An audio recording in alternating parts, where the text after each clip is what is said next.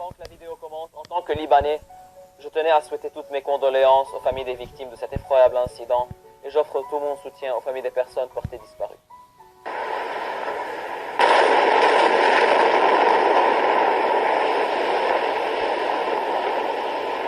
Tout commença aux alentours de 17h58. Une espèce de bruit de feu d'artifice aurait été entendu par les habitants sur place aux alentours du port de Beyrouth. En effet, un incendie d'une grande ampleur aurait pris naissance au port. Quelques minutes plus tard, une première très puissante explosion fit trembler la capitale. Paniqués, les habitants de Beyrouth accoururent vers leurs balcons et leurs fenêtres pour voir ce qui s'était réellement passé. Et là, 7 secondes plus tard, c'était le drame total.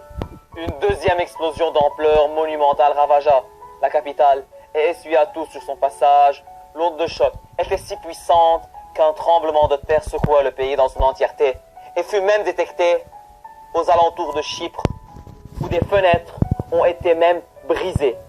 Selon les experts, le tremblement a été mesuré à 5,5 à l'échelle de Richter. Résultat, plus de 4000 blessés et près de 100 morts jusqu'à maintenant recensés, sans oublier les milliers de disparus.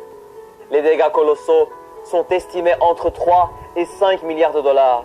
La ville de Beyrouth ne fut pas seule. Malheureusement, les villes de Dora, Karantina, Ashrafieh, Saïf, Jemmaïz et Mdawa ne furent pas épargnées. Mais comment cela s'est-il produit? En effet, une quantité de 2750 tonnes de nitrate d'ammonium est à l'origine de ce qui fut qualifié de Beyrouth-Shima, en référence à l'explosion de Hiroshima.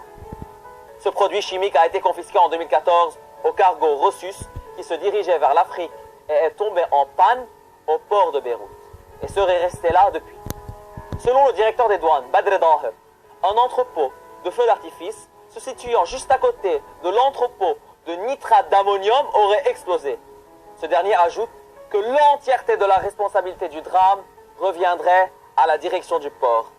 Aujourd'hui, le pays vit un des pires drames de son histoire, plongé dans la crise économique, où déjà le pays est plongé dans une dette qui atteint environ 180% du PIB, où le dollar est passé de 1500 à 8000 livres libanaises.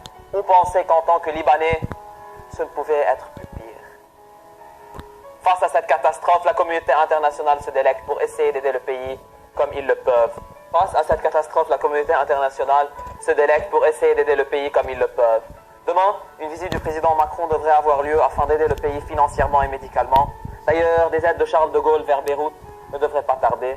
Notons aussi que la Russie, le Koweït et le Qatar ont envoyé plusieurs avions d'aide